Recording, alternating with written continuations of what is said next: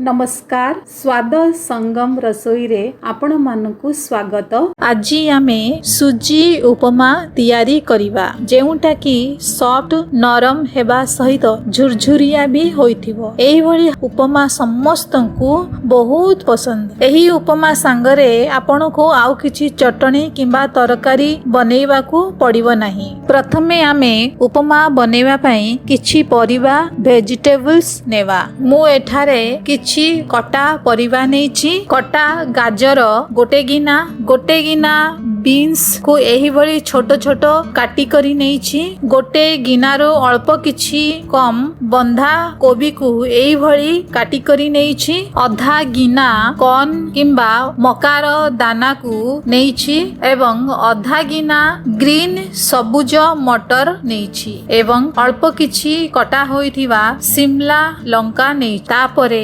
दुईटी medium size रो लाल टमाटर को एही भली छोट छोट काटी करी नेछि। तापरे मसला रे नेबा 1.5 चमच छेचा होइथिबा अदा 4-5टी कंचा लंका को एही भली छोट छोट काटी करी नेछि।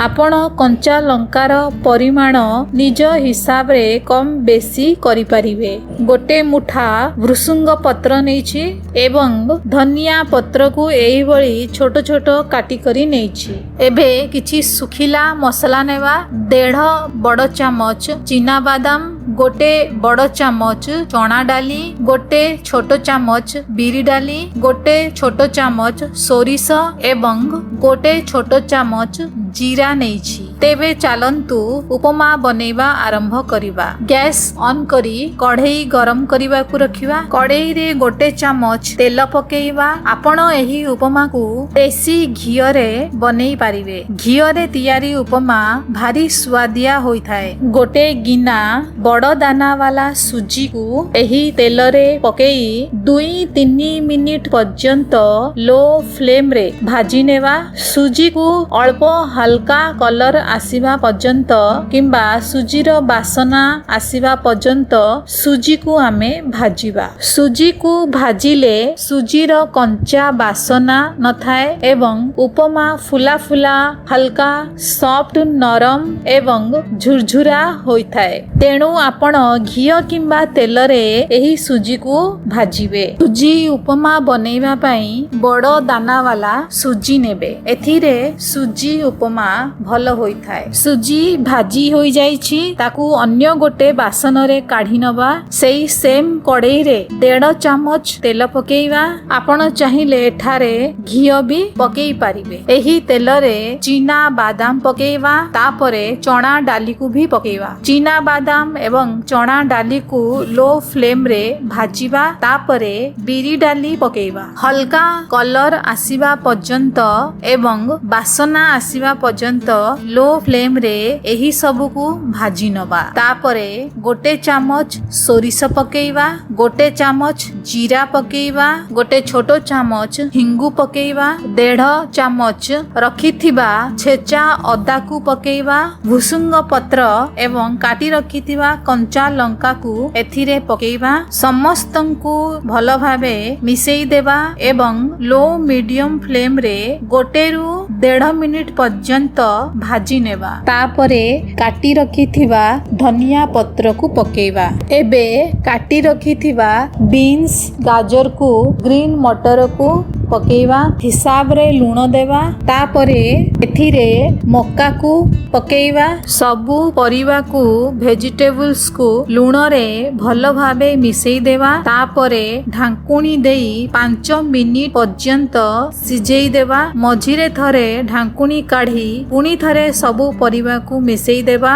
गोळेई नबा। 5 मिनिट परे ढांकुणी को काढी काटी रखिथिबा बंधा कोबी को पकेइबा। गोळेई दबा। भलो भाबे मिसेई दबा। तापरे ढांकुणी देई 1 मिनिट पर्यंत सिजिबा को दवा। गोटे मिनिट परे ढाकुणी को काढ़ी एथिरे काटी रखिथिबा टमाटर को पकेई दवा। टमाटर को सिझिबा पई अल्प किछि लूण देबा। सबको भल भावे मिसेई देबा। ढाकुणी देई रखिबा। गोटे मिनिट परे ढाकुणी को काढ़ी सबको एपरी मिसेई देबा। लास्ट रे काटी रखिथिबा शिमला लंका को पकेइबा। एही शिमला लंका को बेसी सिझेबा नहीं। बेसी सिझी गले यार टेस्ट भल आसी न। तापरे भाजी रखिथिबा सुजी को एथिरे मिसेइबा। अल्प किछि कटा धनिया पत्र थिला ताकू भी पकेई दबा। जेहेतु आमे पूर्वरु धनिया पत्र भी पकेइचे एथिरे आउ अल्प किछि थिला ताकू भी एथिरे पकेई सबको मिसेई दबा। स्वाद अनुसार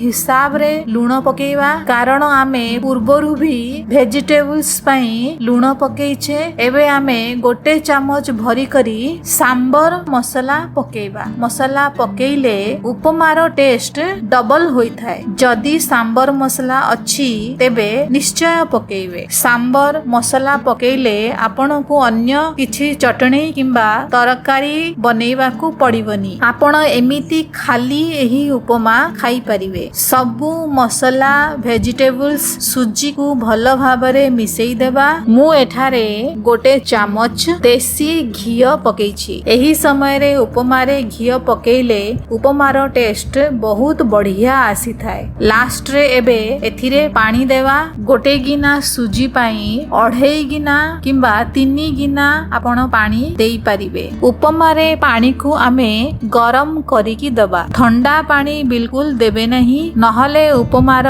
टेस्ट कमी जीवो। गैस रो फ्लेम को लो रखिबा एवं धीरे धीरे गरम पानी को सुजी रे मिसेइबा। पुनी थरे पानी मिसेइबा तापरे सुजी को गोळेई दबा भल भावे। एही भली भावे गरम पानी को सुजी रे अल्प अल्प करी मिसेई एका थरे पानी देबा नहीं। सुजी रे गरम पानी देले उपमा भल भावे फुली करी नरम होई। सुजी उपमा कंचा कंचा लागे नहीं। गैस को कम करी ढाकुणी देई उपमा को सिझेइबा 5 मिनिट पर्यंत। 5 मिनिट परे गैस को बंद कर दबा। गैस बंद करिवार 5-7 मिनिट परे पुणी कवर काढ़ी देबा। हमर हेल्दी टेस्टी उपमा तैयारी होई जाइछि। पूरा घर उपमा बासना रे महकुछि। चालंतु एबे उपमा को सर्व करिबा। एई देखंतु हमर टेस्टी कलरफुल उपमा ऊपरे किछि धनिया देई गार्निश करि देबा। आपण चाहिले किछि भुजिया सेओ भी या ऊपरे पकेई खाई परिबे। तो सप्ताह रे थरे निश्चय आपण एही उपमा तैयारी करन। जदि आपण मानकु रेसिपी पसंद आसिला ताहाले वीडियो को लाइक आउ शेयर करंतु। चैनल को सब्सक्राइब करंतु।